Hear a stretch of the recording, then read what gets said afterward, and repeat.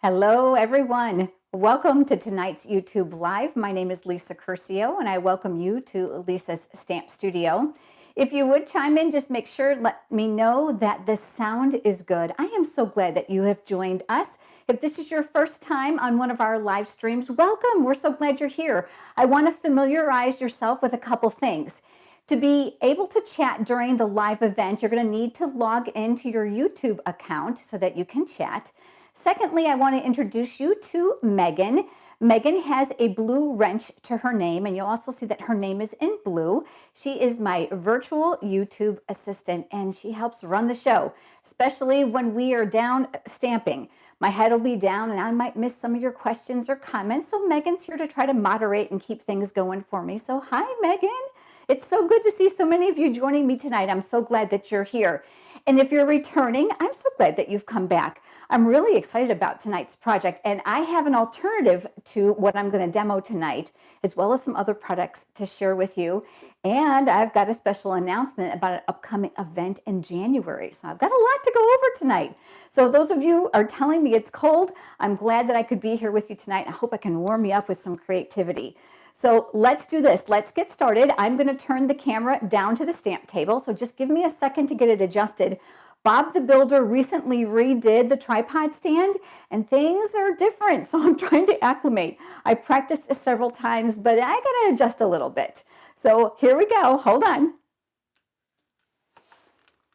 It's not always a pretty view on the way down, and bear with me while I get you zoomed in, okay? Whoop. Not trying to make you dizzy, but I do want to make sure that you're getting in here okay. And once we get you set up, I think you're going to be good to go. All right, I'm going to move this out of the way. Believe it or not, the very first thing we're going to start with tonight is the Big Shot. So let me get that going there. I don't know what happened to my screen. Bear with me one second. And if you guys don't mind, I want to refresh my iPad so that I can see your comments. All right, I've got my Big Shot platform here, and I'm going to put a clear mat on the bottom to protect it. And I've cut myself a piece of gray granite cardstock. But I didn't realize I had the volume up. We're going to do some embossing on there, and I'm going to use the Softly Falling embossing folder. You know, it looks very much like snowfall if you hold it this way, doesn't it? So I'm going to go ahead and I'm going to emboss this, and I'm going to be careful about how I place this in here. The heavier dots are here at the top, and so what I want is I want just a small amount of dots at the bottom, but I want to make sure that I provide myself enough blank space at the bottom for me to do a little bit of stamping. So I don't know if you guys can see this or not because of the lighting. I'm doing my best, but I'm going to position this down here. I've got one dot here. I'm going to lay this on top. I've got a little fancy light. Let me turn that on and hopefully it'll give you a little bit more lighting. This embossing folder is 6 by 6, so it's really important that you're clearing the edges on this before you crank it through. You don't want to chew up your embossing folder. Boy, I have done that. That's not fair. It's just not fun to that poor folder. You can see that it's taken a little bit of abuse when I take this apart. So you see the edges there? Not looking real pretty, huh? That's from repeated use of not being careful. Yep, sometimes I go just a little bit too fast. So there we go. We've got that embossed piece. That's going to be one of the layers to our cards. So let me slide this out of the way.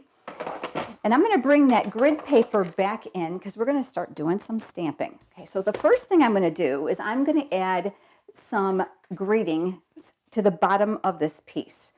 And I'm going to be working with some really different colors tonight. You might not think these are Christmassy, and they certainly aren't. They're definitely not red and green, but I wanted to kind of expound your creativity. Some really beautiful cards are made outside of a typical Christmas color palette. So I'm using rich raspberry and gray granite tonight. So I'm going to open this up. And I have pulled out the words that say, Making Spirits Bright. And this is coming from the stamp set, Making Christmas Bright. This has a coordinating light bulb punch that's here. And we're going to end up using both tonight. Now you can purchase them separately in my online store, but if you purchase them as a bundle, you're going to have a 10% savings, which to be quite honest with you, who's going to want to fussy cut all those, right? So you're definitely going to want the punch. So I'm going to show you how awesome this product is in just a few minutes. I'm going to go ahead and ink up my Making Spirits Bright, and that is in that rich raspberry. And I'm going to go ahead and I'm going to stamp this here at the bottom, which is one reason why I wanted to make sure that I had a blank area here for my greeting. I want to make sure that my dots were going to not create a little bit of an impediment there. And I'm just going to take that off camera and clean that really quick. Let's put this off to the side, and I'm going to move in now with some Scrap Whisper White cardstock. I'm going to switch over to the gray granite ink, and I've pulled out all these images, by the way, are all from the same stamp set, all from Making Christmas Bright. This ring has been so much fun. You know, when I first looked at it, part of the stamp set, I kind of thought, well, does that really go with this? What can I do with it? But I've got some great ideas for you that I'm going to share a little bit later. So I'm going to go ahead and ink up the gray granite ring, and I'm going to stamp that here at the bottom. And there we go. I'm going to set that off camera. And then I'm going to bring in the 2 1/4 inch circle punch, and I'm going to punch that out. So I'm going to come up behind here. I'm looking to leave a little bit of a white border all the way around my circle, and I'll punch that out. We're going to set that aside. We're going to come back to that in just a little bit. But on that exact same piece of scrap, let's do some stamping with that light bulb, because I want to show you how cool that punch is. So I've pulled out one of the light bulb images that are in that stamp set. This one actually has a star in the center. The other ones actually spell out the words Merry and Bright, and then there's one that's solid. And then we're going to use this piece as well, but there's some really fun star backgrounds here and a string of lights, but I've got another card to share with you using this, and of course some really fun greetings. So let's go ahead and let's ink up that light bulb, and that's that rich raspberry again. So I'm going to stamp that here at the bottom. Okay, and then I'm going to switch over now back to that gray granite, and there's a little image inside this stamp set that's the base of the light bulb. It can be easily overlooked if you don't see it right here. You're going to see it's pictured actually upside down. But I'm going to show you how to work on these pieces and to use them individually with different colors. I'm going to show you an easy way to put them together. So I'm going to ink that up, and I'm going to stamp that one over here. All right, I'm going to set those pieces right off camera, and I'm going to move my ink pads out of the way. Here comes that light bulb punch, and I am having so much fun with this. You can see that this is all one punch. So if I were going to squeeze it, it's going to punch both at the same time. The reason I stamp them separately is I want to do them in separate colors. So I'm going to go ahead and I'm going to slide this piece in, and I'm going to line this up. I'm going to leave a little bit of a white border around that light bulb. Ah, look at that. I was looking to make sure I was in your camera view. Okay, there we go. I just made a big boo-boo. You know what? We'll just do it again. Some of you have actually said to me, do you make mistakes? Oh, heavens, you should come see my trash can. All right, let's try that again. Here we go. I'm going to make a little bit of a border, lightly squeeze, and then I'll punch that piece out. There we go. Now we've got a light bulb. Let's go back over to this piece, which is the base. That's this part of the punch down here at the bottom. So I'm going to come back in, and I'm going to slide that down inside. Going to line that up the very best that I can, and I'm going to pop that out. So now we've got the base and the bulb. Okay, I'm going to set that punch off to the side. I'm going to bring in my silicone craft sheet, my very favorite tool in my stamp studio, because adhesive will not stick to it. In addition to that, it gives me a really nice surface for me to use these small pieces. Now, if you haven't seen me use this before, this is the Take Your Pick pickup tool. It's dual-ended, so there's a putty tip here that's going to help you pick up those small pieces and make it really easy for yourself. And then there's an interchangeable tip at this end. So you'll see that there's a lock and unlock mechanism. So I can actually turn this to unlock it. And there's a little spatula on this end, and that helps me get up underneath those dimensionals if I have accidentally put them in the wrong place and I need to lift them. It also has an interchangeable piece that has a double-sided stylus tool for scoring, and that all comes with it. You can't beat it, and it also comes with a refill for $10. I know, it's just like the best thing. I use this in my silicone craft sheet almost on every single project that I do. What I want to do is I want to attach that light bulb base to this light bulb. So I'm going to get my glue dot ready, because that's going to be the easiest way, and that pickup tool is going to make my life super easy. I'm going to put that right on top of there, and then I'm going to press right into the glue dot. And then I'm going to use my paper piercing tool on this end to lift it. Because there's glue there, it's going to stick there real nice and easy for me. So go ahead and let me put this down here at the bottom. And that little bit of glue dot is going to adhere that to that light bulb base. Do you guys see that? All right, that works good. So I'm going to flip that over now, and I'm going to switch over to my mini dimensionals. And I absolutely love these, especially when you've got a small area that you want to create that 3D look to. You don't have to cut the big ones up. You know, there's nothing wrong with doing that, but I say if we've got the minis and they're already cut for us, this works really, really well. So I'm going to go ahead and place 3 of those right down in there. And then I'm going to take off the paper backing to those, and that's going to reveal the other sticky side. Slide that out of the way, and then here comes that circle that we just did. So I'm going to take this light bulb now, and this is going to come right inside of here. I want to give this a little bit of an illumination. There's actually a stamp for that. It's this one right here. But I don't want it to be too strong of a color. I really want it to be a little bit lighter. So I'm going to use that rich raspberry ink one more time. So I'm going to ink that up. I'm going to slide that out of the way. I'm going to stamp it off here on my grid paper to make it lighter. And then I'm going to come up right underneath here and I'm going to stamp. So look how it gives that really fun illumination to that light bulb. It gives a little bit more realism to it. All right, so I'm going to stick this off to the side. I'm going to close up these ink pads. An open ink pad on my stamp table when I'm done with them is just a disaster waiting to happen. Is anyone else like that? What if I'm punching or I'm reaching, I'm either wearing it or something's in it. So I just close it up. All right, the next thing I've done is I've cut myself a small strip of rich raspberry cardstock. I just want to make sure to tell you that tomorrow the pictures and all the cutting dimensions and the supplies for this project are going to be on my blog post.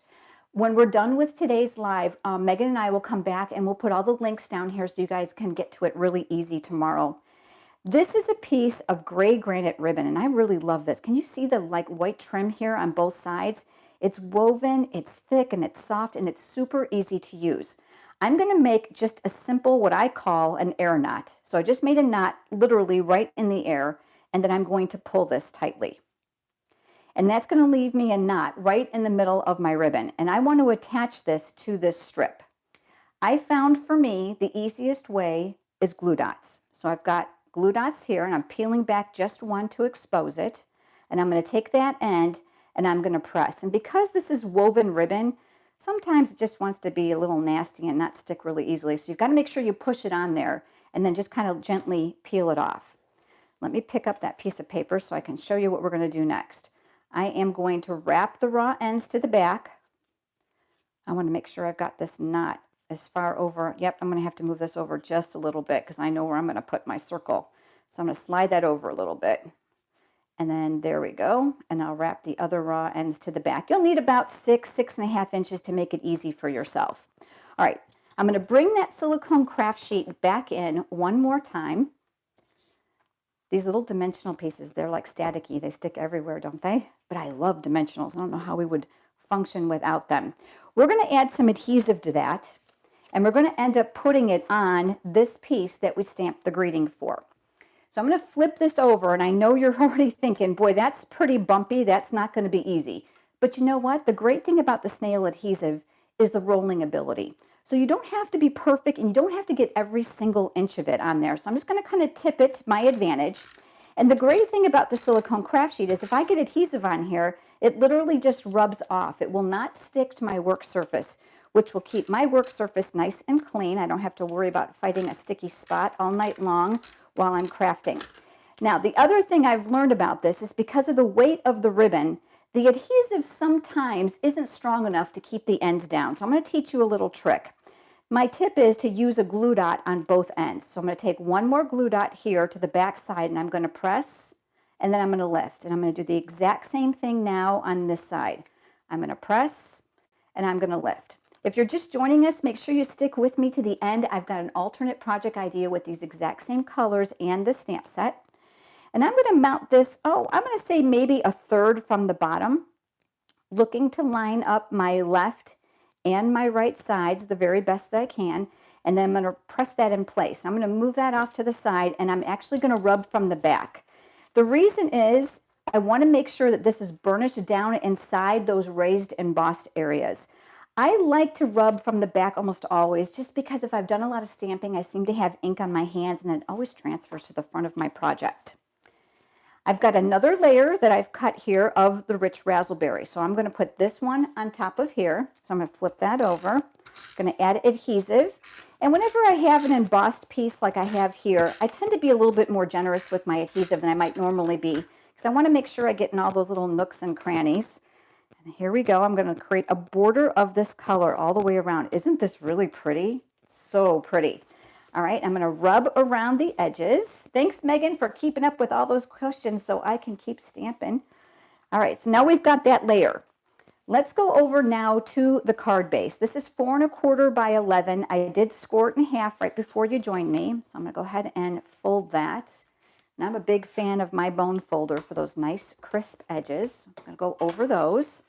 And then this layer is going to go on top of here. So I'm going to go ahead and use a little bit more adhesive around my 4 corners to adhere this. Now just think of all the different stamp sets you could use with this exact same layout. Sometimes people say, well, I really like the card, but I don't have that stamp set. Well, you know what? Look at the layout. Copy the idea and formulate it to stamps that you have or stamps that you just purchased. Sometimes coming up with the idea for the layout of the card is the most challenging part. Now here we go. Remember this? Let's go ahead and flip this over. And this time I'm going to switch over to my full-size dimensionals. And I'm going to do 4 of them. I like to make sure that my dimensionals are balanced because I'm cognizant that my card is going to be going in the mail. And it's going to be going through those postage machine rollers. And they can really beat up your cards. So use your dimensionals in a way that they're going to be balanced. And that's going to go right here. So just on the other side of that knot. But those of you that know me know this card is not finished because it doesn't have what? It doesn't have bling. I have another one I created that I'm going to share with you in just a second. But I want to talk to you about these beautiful twinkle adhesive back sequins. They have glue dots already on the back. You're going to get 2 sheets of silver. This is unfortunately all I have because, look, I use them all. And then 2 sheets of the iridescent. Now, I've got one with silver made up. I'm going to show you in just a minute. But I want to use the iridescent ones on here. Do you see how beautiful it's picking up that rich raspberry? So back to my pickup tool. I'm going to pick up some of my stars. And because the adhesive's already here, we don't have to worry about messing with that. We can just pick those up and lay those down. And you know what? I'm just going to keep adding some more because when isn't a lot of bling at Christmas not appropriate, right?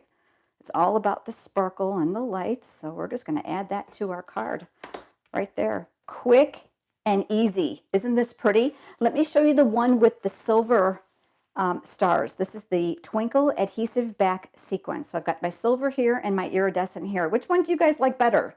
Do you like the silver or do you like the iridescent? You know, I've made numerous of both and I was looking at this and I literally can't decide. I like this one because it picks up the rich raspberry, but the silver really brings out the gray granite, doesn't it? It's really pretty. Now let me show you the other card I made using this exact same stamp set and those colors, totally different. For this one, I used that curly string of lights that's here in the light bulbs. And what I did is I covered my cardstock with the embossing buddy. And then I stamped the image in Versamark and I heat embossed it using silver embossing powder. And believe it or not, these colors right here, those are the watercolor pencils. I didn't even use them as watercolor pencils. I literally just used the color pencil and I filled in those little tiny bulbs right on that gray granite paper and then left it. I put a little bit of metallic thread behind here. Do you see that? Embossed my greeting all from the same stamp set. And came up with this alternative card. Again, lots of shimmer, which is really appropriate for the holidays. So here's this one with the iridescent stars, and then this one with the silver. I see you guys chiming in. You like both of them. Some of you are telling me the silver, and you like the string light one as well. Okay, I have other ones to share with you too that I've also created.